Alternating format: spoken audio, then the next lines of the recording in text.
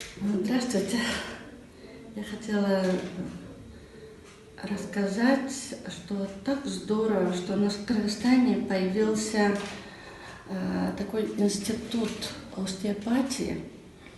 Это лечебное учреждение, новшество в нашем Кыргызстане, совершенно новый раздел медицины, когда идет лечение функциональных заболеваний организма руками.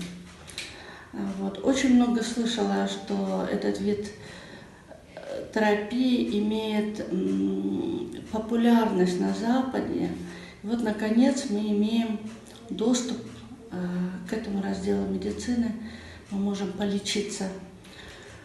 Пришла сегодня на второй сеанс остеопатии, проводила его профессор Усупбекова Бактыгуль Шашикеевна.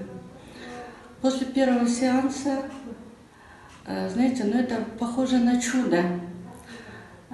Были большие боли в коленях из-за их отеков. Сейчас я хожу свободно после первого же сеанса. Прошел месяц, и, знаете, тут особенность лечения такова, что доктор проводит сеанс, а лечение как будто идет, изменение в организме продолжается еще долго-долго. И на микроциркулярном уровне, на микроклеточном уровне это все нормализуется, функция организма. Я очень благодарна Бактыгуль Шашикеевне.